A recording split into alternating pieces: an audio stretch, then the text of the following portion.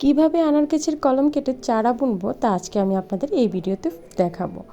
আর ফুল ভিডিওটি দেখতে আমার পেজটাকে ফলো করে দেন পেজের মধ্যে যেয়ে ফুল ভিডিওটা দেখবেন। সো চলুন শুরু করা যায়। তো এই যে দেখেন আমরা গাছ থেকে কেটে নিয়েছি অ্যান্ড দেখেন এটার মধ্যে শিকড়গুলোও হয়েছে। তো এটা কিভাবে গাছে আমরা কিভাবে লাগাইছি ওইটাও কিন্তু আমি আপনাদের আরেকটা ভিডিওতে দেখিয়ে দিব। তো ফার্স্টে আমি মাটিগুলো প্রসেস করে নিব।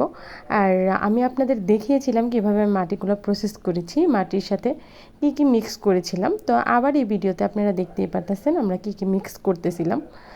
সবগুলো আমরা মাটি, সার অ্যান্ড বালু একসাথে মিক্স করে দেন আমরা এগুলা ভালোভাবে মিক্স করে নিব। ছোট ছোট ছোট ছোট করে একবারে ভালো করে মিক্স করে নিব।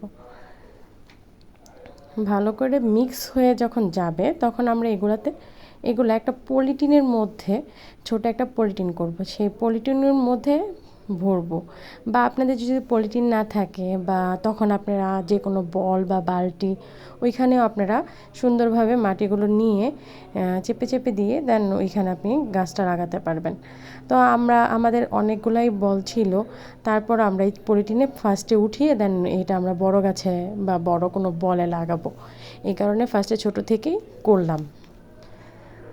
পুরো প্রসেসটা আপনারা দেখবেন আর পুরো ভিডিওটা দেখে কমেন্ট করে জানাবেন কেমন হয়েছে। আর এরকম আরও ভিডিও লাগলে অবশ্যই আমাকে ফলো করবেন আর অবশ্যই আমাকে সাবস্ক্রাইব করে দিবেন যাতে সামনে আরও ভিডিও আপনারা দেখতে পান। দেখতেছি যে এখানে আনারও হয়েছিল একটা।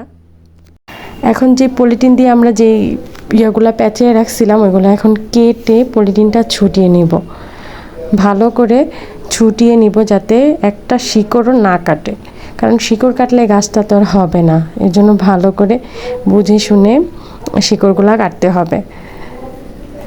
শিকড় না, পলিথিনগুলো কাটতে হবে। পলিথিনটা ছুটানোর পরে যে মাটিগুলো থাকবে ওই মাটিগুলো আমাদের আস্তে আস্তে একটু করে পুরো মাটিটাকে ভেঙে আস্তে আস্তে করে ফেলে দিতে হবে যেন শিকড়গুলো না ভাঙে। আর শিকড়গুলো যখন নাকি পুরোপুরি ছাড়ানো হয়ে যাবে তখন আমরা এটাকে যে ডোগাটা থাকবে নিচের যে ওইটা কেটে দেন আমরা হালকা একটু পানিতে ভিজিয়ে নিব। ভিজিয়ে নিয়ে আশেপাশের যে ওগুলো কেটে দেন আমরা গাছটাকে যে মাটিটা আমরা প্রসেস করে রেখেছিলাম ওই মাটিটার মধ্যে দিয়ে দিব। দেখতেই পারতেছেন আমরা কিভাবে কি করতেছি। আর এই মাটিটার মধ্যে দিয়ে দেওয়ার পর মাটিটা আমরা ভালো করে যে শিকড়গুলো আছে ওগুলো ঢেকে দিব। আর উপর দিয়ে আমরা যে মিক্স করা মাটিটা ছিল ওইগুলোও ভালো করে একটু দিয়ে দিব উপর দিয়ে। এরপর এরকম ছোট ছোট চারা হবে, চারার পরে এরকম বড় বড় গাছ হবে, গাছে থেকে আপনারা আনার খেতে পারবেন। So thank you and follow and subscribe my page.